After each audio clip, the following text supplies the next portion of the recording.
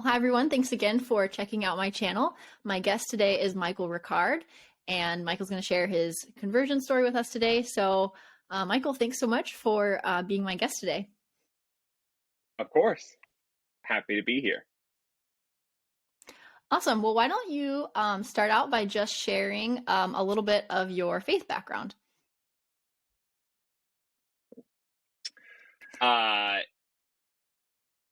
In terms of my faith background, I was raised Presbyterian.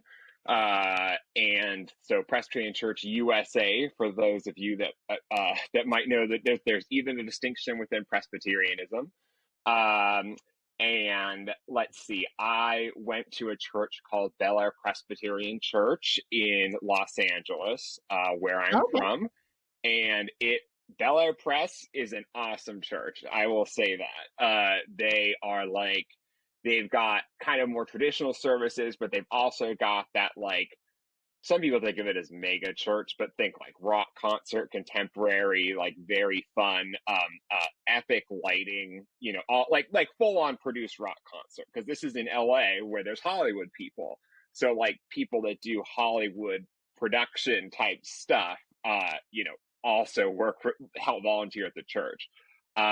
So it was so it wasn't necessarily, it probably felt to the outsider more in line with some of the like Hillsong, I think Hillsong, yeah, like some of the more evangelical type feeling services than maybe traditional Presbyterianism. Okay, cool.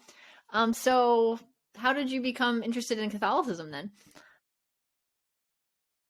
So this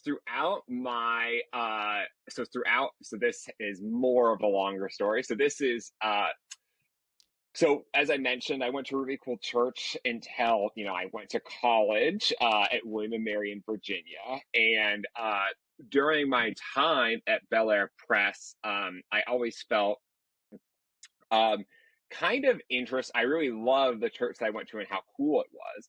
But something I didn't mention earlier was I went to kind of a marginally Episcopalian school, and I put the emphasis on, it was a little bit like in name only, but they did occasionally have traditional communion services, and like the headmaster was,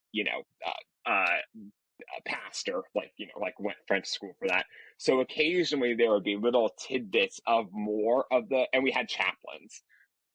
Now, the services were aired on the side of being somewhat more secular, just to appeal to more people. But I got exposure to some of the liturgical elements at more of their formal, services that they would do on occasion. And I always thought that was kind of interesting and cool and intriguing and very different than what I grew up with. But I've also have a choral singing background, and so I sung there. And as you sing in a choir, you learn, you sing often mass parts, right? Because like there's a million choral versions of requiems and kyries, etc. And so this is me kind of building towards. I had some pieces of the puzzle. Like I really had no knowledge of Catholicism, but I had, was getting exposure, right, to some more traditional liturgy through Episcopalianism and through choral music. I was like, oh, I kind of get that there's this whole mass thing that happens, but that was about all I knew. And then kind of the laying of the, getting everything in place. And then eventually when I was in college, I tried out various churches when I went to William and Mary, because I had to find a new church, of course. And I ended up trying out some Presbyterian churches, but they weren't as fun. They weren't like as, rock concert style. And I was like, I don't know about this, but also I don't really know anything about, like, the rock concert ones seem like they're evangelical, and I don't really know what they believe.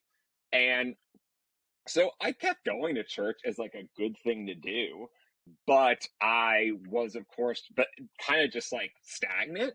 And then one day I woke up, and this was my Holy Spirit moment, where I woke up and I was like, you know, I should go to church because it's a good thing to do, but I really don't want to, and I really can't find a good reason why. Like, I was like, I don't know why I'm still doing this. Not that anything Hmm. bad has happened, but I felt this Holy Spirit moment being like, you need to investigate your faith.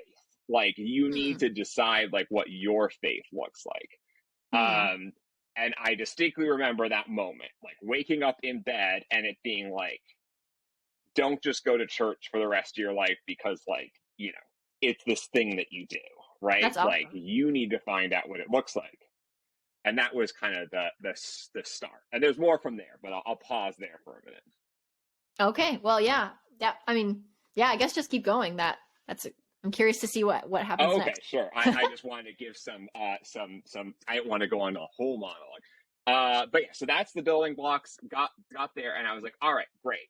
So I'm gonna go on Wikipedia, and I'm gonna Google. Like Wikipedia, whatever. I Googled like differences between Protestant denominations, right? Because I was like, clearly this is just a denomination problem, right? Like there's a flavor for everybody, and I was Yeah. like, all right, uh, I think something that I felt that bothered me, where I was at, was that as a Presbyterian, whether this was official teaching or not, but I often felt that there were a lot of like, you should do these things, right? You should not do these things. But also, it's really just about what you believe, what you and Jesus, have decided on, like together. And I was like, okay, that doesn't like jive with me. Or I like it's cool, but That it almost sounds sometimes ironic. bothered me a little bit that right, like it was a little bit like, because I remember, and not to dwell on like these issues, but I just remember like as a teenager that it would be like I always joke that it's like, don't do sex, drugs, and rock and roll, that as my mom used to say. But it was a little bit like, yeah, but Bob over there says he's Presbyterian and he's doing all those things, right? Hmm. Because like that's, and he feels that that's fine, like based on his interpretation of the Bible, or Hmm. whatever. And I was like, oh, that doesn't really feel like that makes, I don't know, that's weird. So I was Yeah. like, all right, maybe I want a more serious faith. I want like something more hardcore, maybe like Lutheran, but like, I don't know, I like environmentalism. So like the Methodists have that. Like, so let's go church shopping. So, I go around and stuff. Catholic, not on the radar. Yep. Uh, but I did know a close friend of mine who was Catholic. And I was like, something Christian, maybe remotely. I don't know, whatever Mhm. Catholics do. And so she was like, "Oh, okay. Why don't you come to adoration with me?" And I was like, Ooh. "Whatever that is, like, sure." um, and I remember going in and like not. I was like, I don't get what this whole like this thing is. Yeah.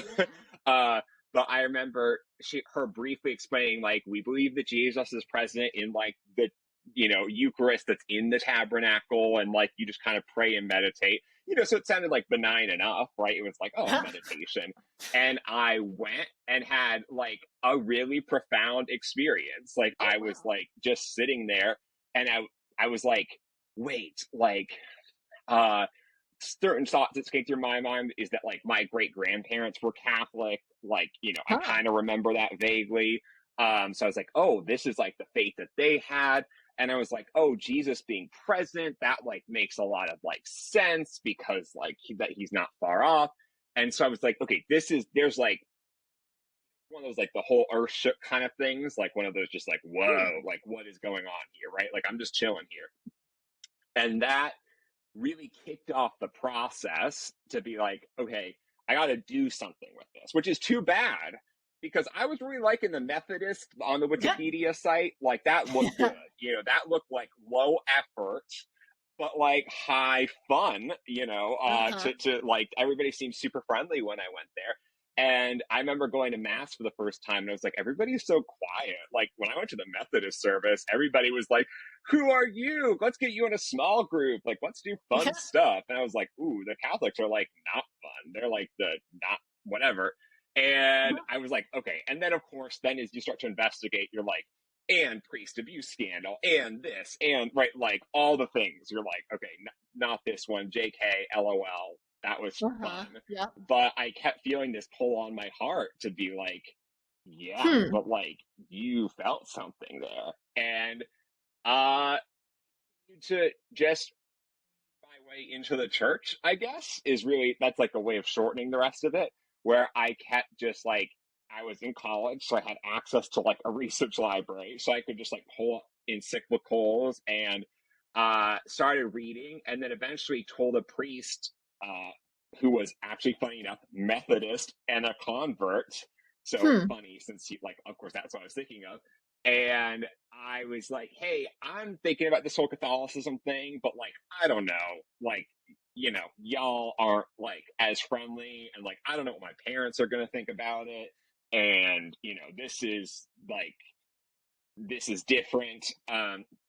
So he was like, awesome, let's just like meet whenever you want. So we met like every couple of weeks, and that was just like, so I would usually read something and then, you know, be like, haha, I've caught the Catholics. I've been like, this thing doesn't make sense. But then always he seemed to have a good answer. And there were a lot of starts and stops. Like, I thought I was really close. I was really on fire like the first year, and I was like, let's do this thing.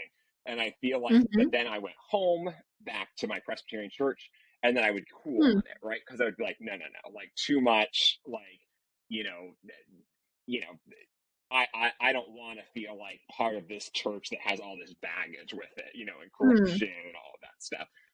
And then I would go back and feel good about it. And so it took some time, but eventually through my friend who introduced me to the church, and then through like the priest friend, and then reading, in particular, is it Love and Responsibility? Is that yeah? I think that's right.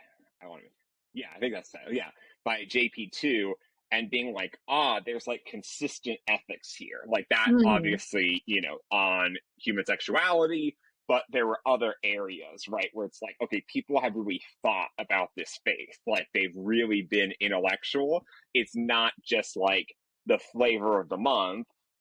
Which, as I looked more into Protestantism, I was a little bit like, wow, Protestant denominations form super fast. So that's a little bit in a nutshell. Like, so you kind of heard the like building blocks, and then kind of, to summarize, a lot of reading my way into the church, and then eventually doing it my senior year of college.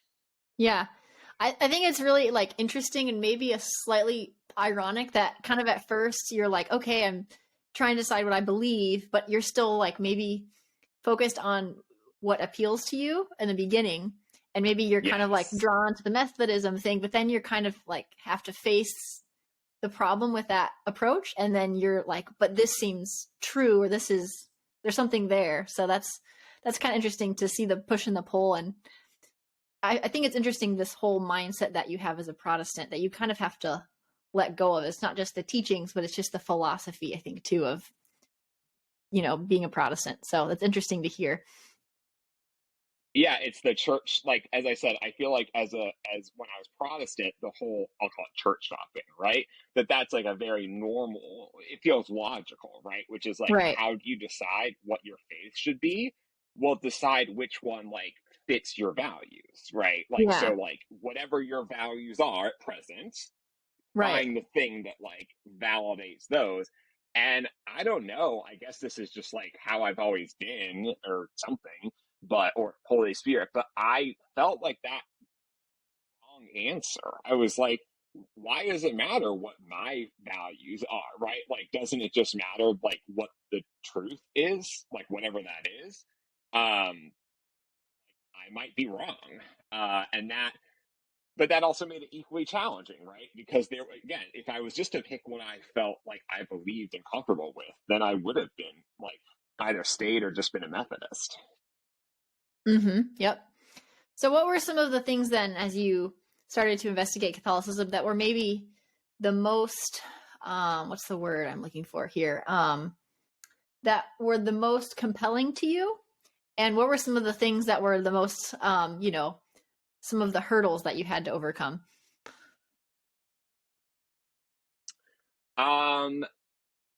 probably one of the most compelling things was a lot of the intellectual writings, but I will say, like, Love and Responsibility was sorry, Theology of the Body. I think Love and Responsibility is the Hmm. subtitle, but generally the Theology of the Body was something that was super beautiful to me, because as I started to explore, remember those different Protestant denominations, I discovered that there was a distinction between Hmm. Presbyterian Church of America, where I was going in Yeah. college, and Presbyterian Church USA. And I was like, what's the distinction?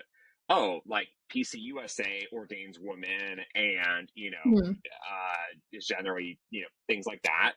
And PCA is like more conservative and doesn't ordain women Hmm. and like doesn't, allow uh, gay clergy or something to that effect. And I was like, okay, so clearly they had a disagreement over that. Yeah. But like, I don't know, like who's right or wrong on these Right. issues. And felt very just political to just like pick, right? To be like, I don't think whatever that women should be allowed to be Right. ordained or whatever, just because like that's how I feel. And so Right. having something that was like holistic, with theology of the body, starting from like, okay, let's start with Adam and Eve. Like, let's start from the very Yeah. basics and like, let's go from there. And let's like talk about like all like so many of these controversial issues, but hold them together like in a logical pattern. And also in a Hmm. lot of ways, like be, dare I say, like more progressive in some ways than a lot of like the Protestant denominations, were about different roles. And that to me was like super compelling, because like, oh my gosh, like this is actually like a logical argument, not just like I don't like this, or like Yeah. that seems weird, etc. Hmm. So that was super compelling, but also the like changing nature of the church. And Hmm. obviously there's been some changes, but like the notion that I knew a lot of Jews in when I went to school, and I not many of them were Orthodox, but I got exposure to that community, and I really respected the fact that like you guys are reading from the Torah and following the more orthodox ones, these prescriptions from so long ago, because like that's what was commanded, right? Like by these are the rules. And to me, I was like, okay, that makes a lot of sense. Like you're really this is like can be a very challenging faith, right? Like certain things like the Sabbath or eating kosher are very difficult, but like that shows to me that like you must really believe what you think, right? Because Hmm. otherwise you would like not do those Yeah. things, because that would be hard. And similar way, I was like, okay, so the church has some of these hard teachings and some of these things, but they've been that way for thousands of years. And to me, that was very compelling, right? That like faith Hmm. should be somewhat challenging, and also it Right. should be somewhat consistent, because otherwise it just evolves with whatever the times are, which Right. like is, I don't know if that's like inherently bad per se, but it's a little bit like, but if you think this is the truth, then why is the truth always whatever like the times thing, like Yeah. whatever the modern notion of that is. Right. Um, so again, I guess that's a lot of doubling down on logic there. I don't know if Yeah. there are any questions about that before I go into the difficult parts. No, that makes sense. Yeah. One thing that it's funny, like, I think in our modern times, we're so used to like everything bending to whatever we want. Like in our culture, we can think whatever we want, do Yeah. whatever we want. And I think like our generation is really longing for like something truly like reliable and solid and firm that we don't get to control and don't get Yes. to decide, make the rules and things. Yes. Yes. Yeah. And So I what were think that some there of the, should be okay. some level of sacrifice Right. involved, right? Like I know devout Muslims pray whatever 7 times a day. Like that again. These are things that but it shows. I get that you could obviously just do them and not believe the faith, but to me that Right. shows like you have some stake in this, which I think is Mm, cool. cool. So what are some of the Uh, hurdles then? So obviously, like, the big one was I was joining, like, kind of in, I don't know if it was peak, but like pretty Huh. recent in the sexual abuse scandal. I feel like it Yeah. was like right around some of the bigger revelations. And I remember sitting down with I told you about that Episcopal school that I went to. Mm-hmm. One of the chaplains was friends with my parents, and I was talking with him casually when he was at our house. And I was like, "Yeah, I'm thinking about becoming Catholic." And he was like, "Are you kidding me? Like, they hate women. They like abuse, like they abuse, like look at all the sex abuse. Like look at all the Ireland, the whole just tons of stuff that's happened there, with Mm-hmm. orphans and the abuse there, Yeah. and they cover it up. And like this is like, you know, right? Like I mean, this is clearly, if by your fruits you shall know them, then Right. Yeah. clearly that it ain't there, right? And I'm not gonna lie that I'm kind of like, hey, yeah, like that's not a wrong logic, right? That like Mm-hmm. if this is the true church, then like why could there like why is it that such like almost uniquely terrible things happen? Like, Yeah. yeah, sure, there might be bad stuff that happens in Protestant churches, but like the cover up and then the fact that like I'm like, does it even seem like it's getting any better?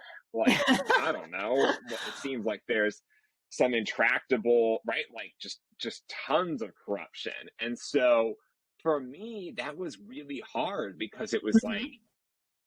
I could continue to be Protestant and, just have very, whatever you want to call them, conservative or liturgical preferences and such.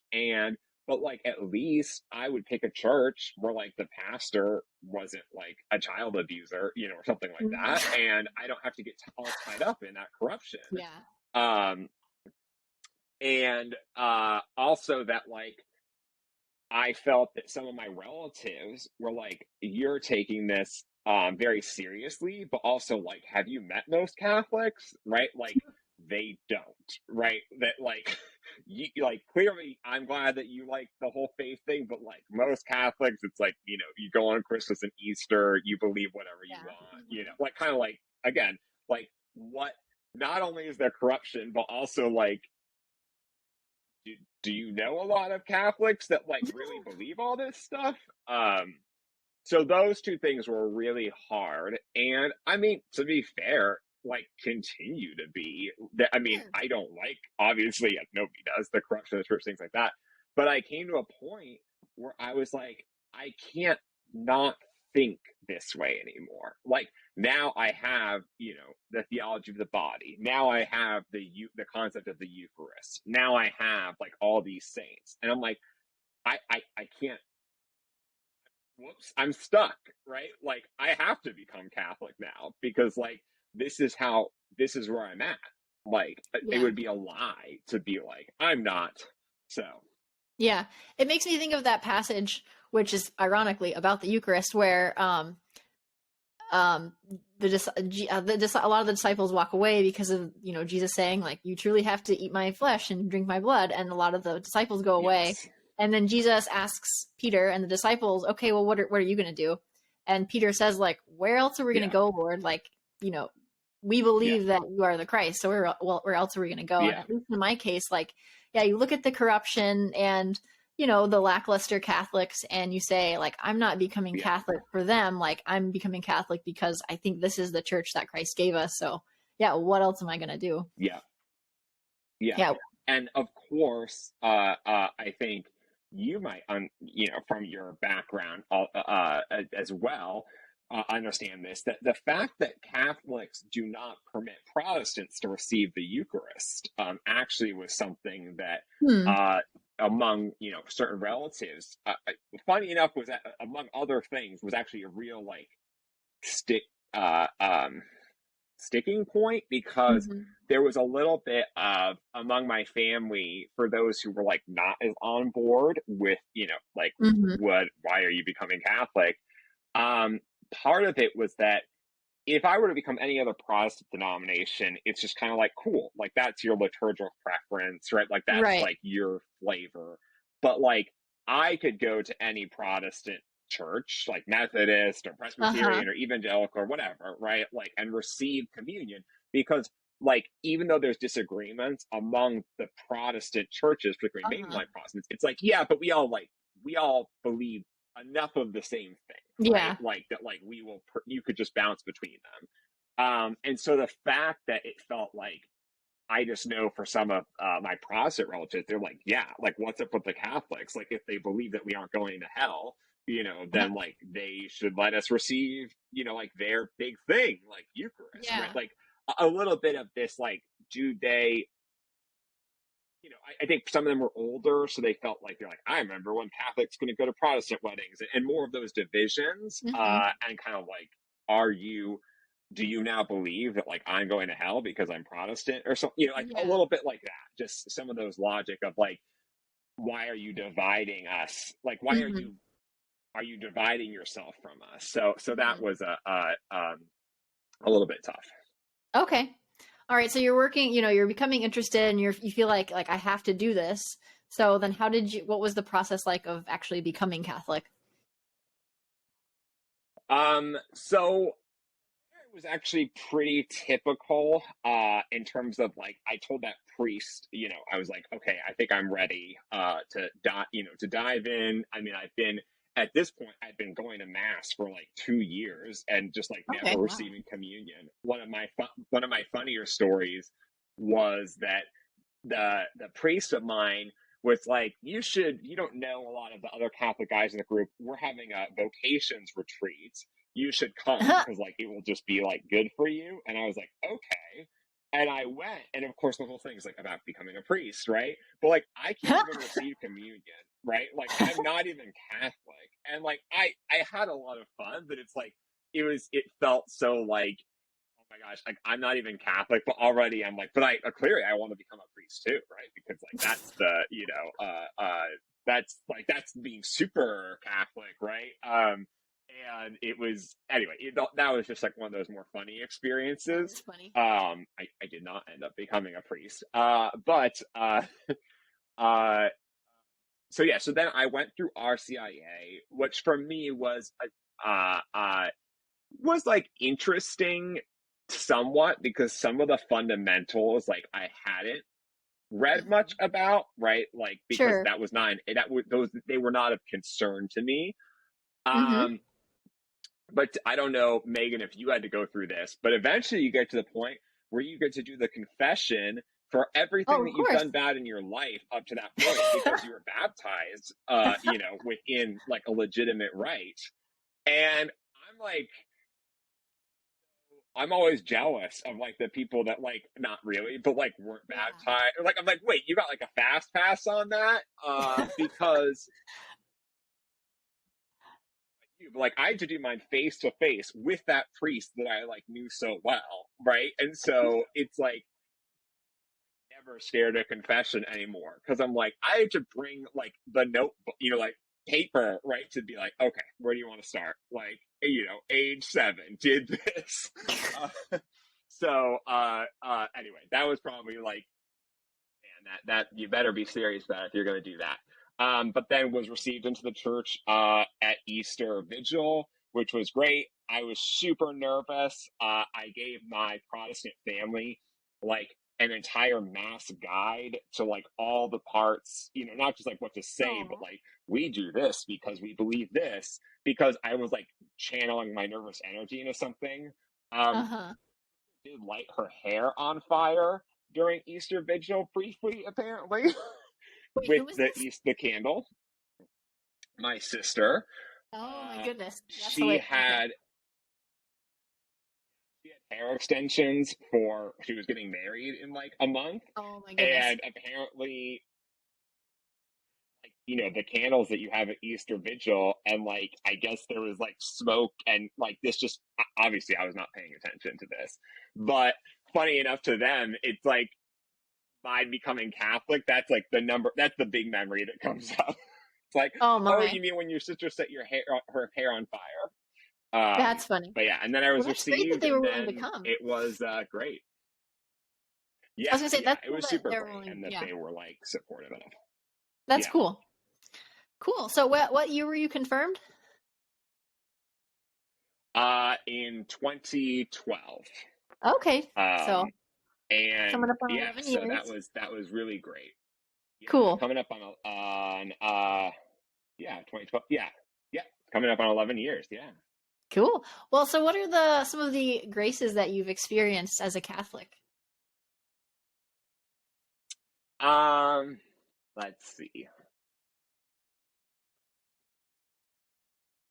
I think just like steadfastness in difficult times. Hmm. So idea whether this is typical among other converts or not. But up till that point, right, my like faith life had been like, right, we like hit that Holy Spirit moment. We had the adoration where there was like profound moments, right? Like we're getting a lot of profound moments here, right? And like it's on fire. It was difficult at times, but really I was like, oh, I love God. Like this is awesome, right? Like life is good. But like time during that time I started to like develop some illnesses and get sick Hmm. and such, but and that was tough, but like I was still pretty like on fire about faith. But then like right after I got converted, I then things got like real tough.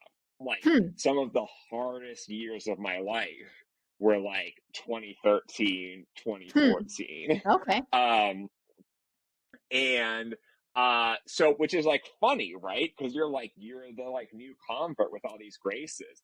But in a Yeah. lot of ways, looking back, it's like I got a lot of those graces to get through the conversion. And then it was Hmm. almost as if like, a little bit of that like spiritual dryness to be like, okay, still with me? Like, right? Hmm. Like you like do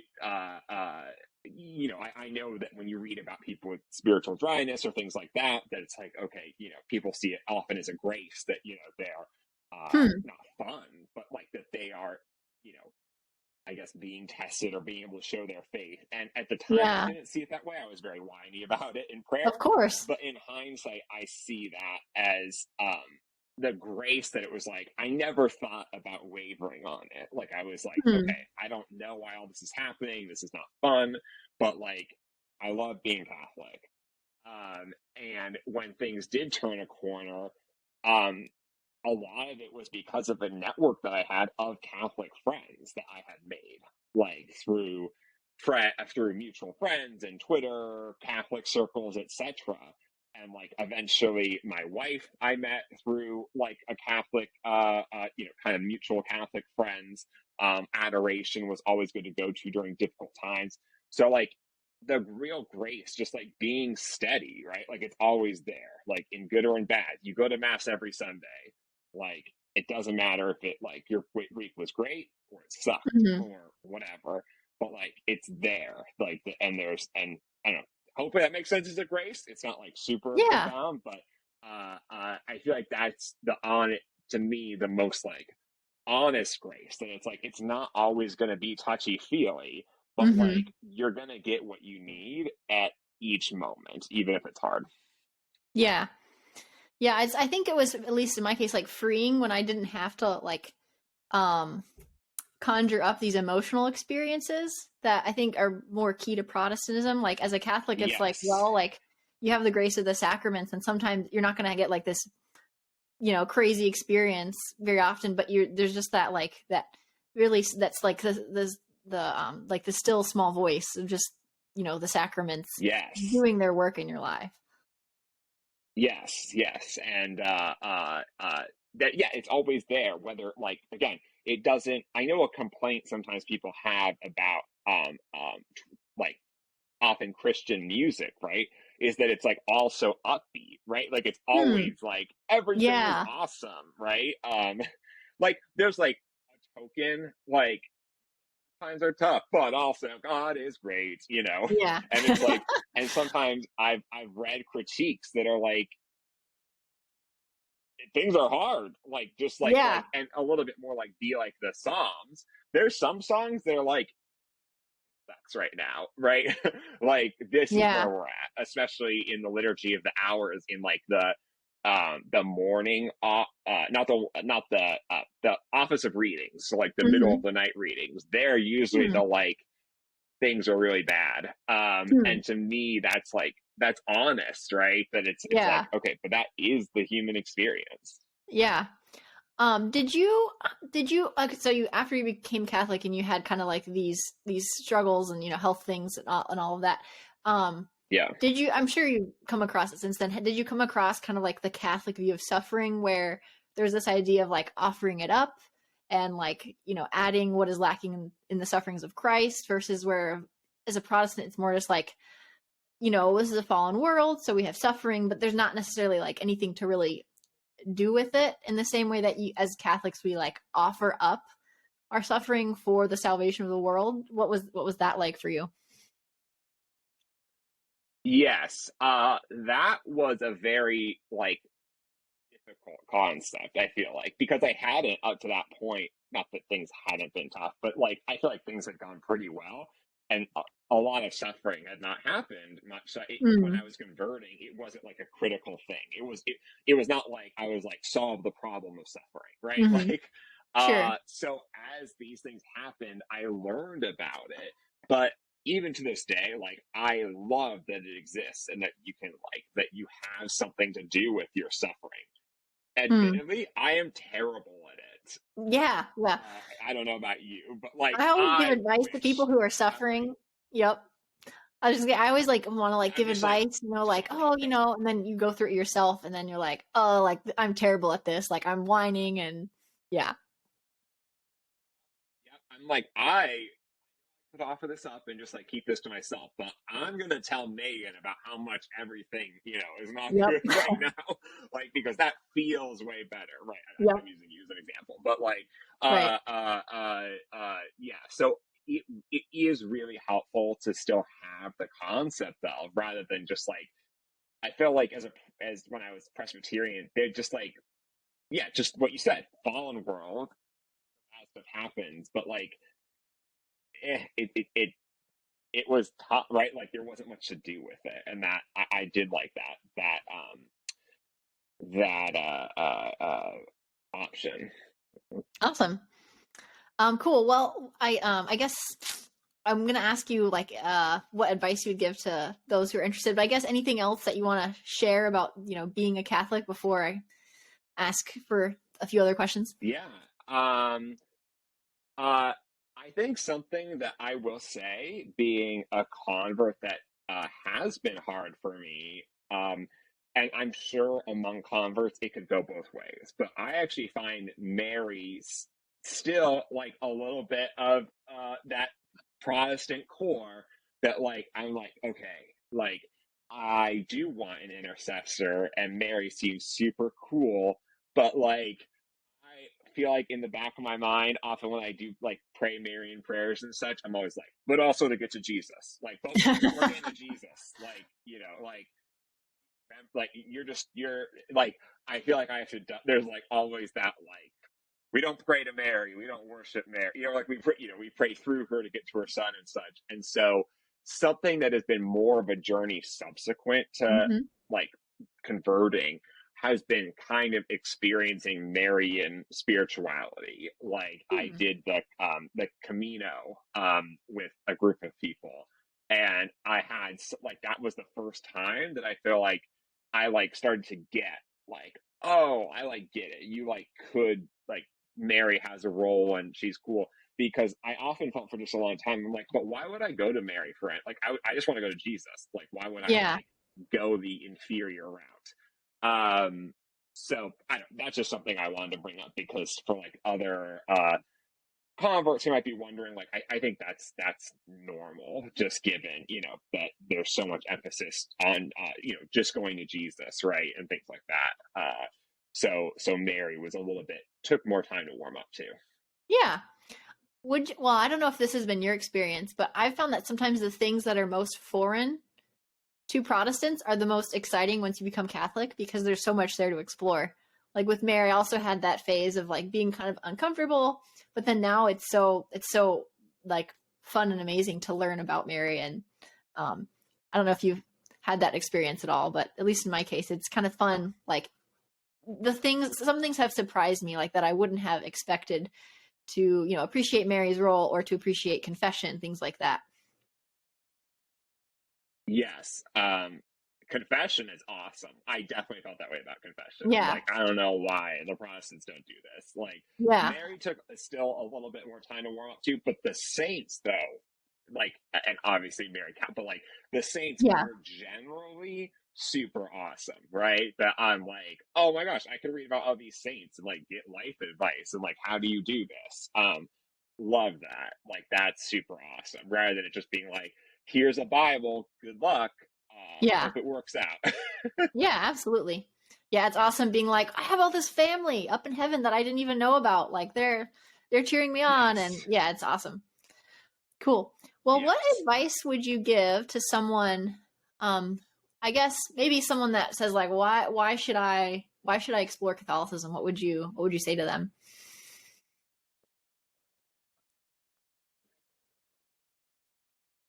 Let me think on this one. Uh, I think I would say that like there is a human yearning to know, what the truth is, right? Hmm. Whether it be through, often people do it through the sciences, right? Like, let's explore, Hmm. how things work, and let's tinker because we want to find out, like, fundamentally what the, how things work. What is truth here? Um, uh, and in that, I think as a person, as you grow, you want to find out what the truth is as well. But I think it's easy to just want to search for your truth, Hmm. and not the truth. Um, and so to me, I think Catholicism has a lot to say about that. And it is worth reading what people have been saying for now, 2000 plus years about what, they believe the truth is, at least worth considering. And at the at kind of the basic level, even if you think the Catholic Church is, 1,000% wrong about things, they have been around for 2,000 plus years. Like, that is, considering how much corruption and scandal and all that, the Romans are not around, my friend, right? Like, all of Yep. that is not there, but the church is. So to me, just that fact should be enough to be like, maybe you should check it out. Hmm. But also, just as a way of, to me, uh, I think that human searching for like what is the truth, like what is life really about, is there, and I think there's a lot of options out there, right, in terms of what that might be, but I think it's worth exploring a church that says like we have the truth, like we have the answer, Hmm. more than just whatever the trends are. Cool. That's a great answer. I love that. Well, awesome. Well, Michael, this has been super fun. Thanks so much for sharing your story. Any last words before we end our conversation? Uh, No, I mean, mostly just for those who don't know, today is Palm Sunday. So, I wish everybody happy Triduum and Eastertide. And this has been a wonderful conversation. Thanks for setting it up, Megan. Yeah, absolutely. Thanks so much for everyone for watching.